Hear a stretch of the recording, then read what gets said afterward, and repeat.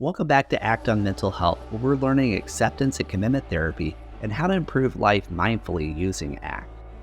Also, welcome back to our series, Act for Anger. I'm Sean, and today we're going to be exploring acceptance and willingness as alternative strategies to managing anger. If you haven't already, this would be a great time to hit the like button and subscribe if you want to see more content in the future. Also, visit my website, seanhardy.com, for additional resources and free downloadable content. Nathaniel Branden succinctly put it that the first step toward change is awareness.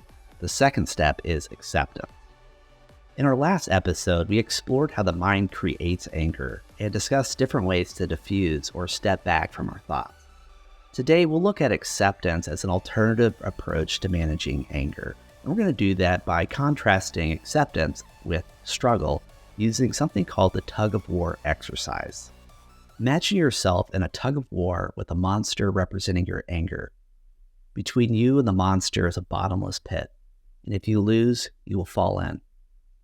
You pull with all your strength, but the monster never tires. Your arms grow weary, and you're unable to focus on anything else but this battle between you and anger. Now, there's a couple strategies that people try. The first is to pull harder, to try harder, to do more. But they find even getting the inches that they can, that anger is just too strong and it pulls you right back. Some try to give in and let anger have its way, thinking if they vent and they let it happen, that they'll have a little bit more strength to pull back and have self-control. But they find that giving in doesn't work either. What if the solution isn't to win, but to let go and drop the rope? By dropping the rope, you stop struggling and you free yourself to focus on what truly matters. You may not win the battle against anger, but at least you're free to do what is important to you. This is the way of acceptance. Acceptance is a radically different approach to struggling with anger. So let's define acceptance. Acceptance means taking an open stance toward our thoughts, emotions, and sensations. It's not about resignation or giving in. Instead, it's about willingness, being open to experiencing emotions as they are, without having to change them. Ask yourself, am I willing to experience the uncomfortable sensations of anger to access something bigger and better for my life? Acceptance is about experiencing anger on our own terms, for our own benefit, without acting out or suppressing it. This leads to a more flexible set of actions and greater freedom in how we respond. Now, I want you to look at this list and see some words here that embody acceptance. As you look at this list of words, I want you to think back on a recent situation where you struggled with anger, whether to express it or suppress it. How might have acceptance changed your experience? How can embracing acceptance help you navigate future challenges when you're struggling with anger? Now let's explore how to practice acceptance using the 4 qualities of mindful acceptance: paying attention, being purposeful, staying present, and being non-judgmental.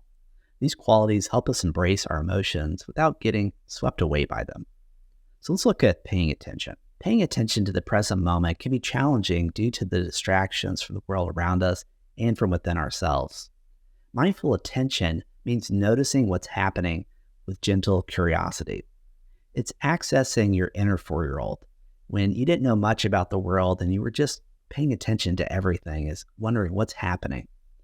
By learning to pay attention fully without defense, we liberate ourselves from the habit of the mind and connect with the world as it truly is. The second way we can practice this is to do it on purpose. Paying attention requires an ongoing commitment.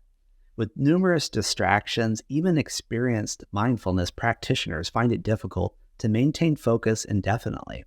We use up a lot of willpower by making the decision to pay attention. But when we notice we're distracted, we must simply recommit ourselves to being present over and over again. And now it's got to be in the present moment. This is ongoing. Now, our minds often wander to the past, replaying mistakes or injustices, or it goes to the future, anticipating dangers that may or may not happen. While reflecting on the past and planning for the future have their place, focusing on the present moment can reduce unnecessary suffering. By staying present, we gain more accurate information about our current experience, allowing for a more effective response. The last thing here is to do it non-judgmentally. Non-judgmental awareness is often the hardest to achieve and requires ongoing practice. Our minds naturally judge everything, evaluates everything as good, bad, right, wrong, or fair, unfair. And this helped our ancestors to survive. But constantly judging and evaluating can prevent us from experiencing life fully. Gradually learning to observe without judgment frees us to accept our experiences as they are. And this is how you can practice mindfulness. Let's practice mindful acceptance together. I want you to find a comfortable posture. You can stand or you can sit comfortably, whichever you prefer. Our goal is not to relax or to fall asleep, but to become more awake and aware. And you can do that wherever you are. Gently close your eyes and bring your attention to your breath. Notice it as it naturally flows in and out. Focusing on the nostrils, throat, chest, or belly, wherever it feels right. Identify the emotions you're feeling in this moment and label it. You might notice a mixture of emotions. Acknowledge and label each one. Allow your emotions to be as they are, without blocking or resisting. Like waves in the ocean, they will intensify and subside. Watch them unfold naturally. When thoughts arise, briefly acknowledge them by saying, thinking. Then gently return your awareness to your emotions. Notice where you feel the emotion in your body. Imagine it as a color or outline it in your mind. Observe how it changes as your emotions play out. Remember, the goal is to observe without intervening. Allow your emotions to come and go naturally. Be a curious observer, allowing yourself to experience emotions like weather passing through the sky. After practicing this exercise, reflect on what you notice. How did mindful acceptance change your relationship with your emotions? What qualities of acceptance did you find most helpful, and what were harder to practice? Practicing mindful acceptance during calm moments like we just did is beneficial, but applying it in daily life, especially when intense emotions are present, can be challenging. When you feel anger rising, use the STOP acronym to guide your response. Start by pausing whatever you are doing or saying. This interruption helps you to break the automatic cycle of anger. Next, take a deep breath to create space between your anger urges and behavior.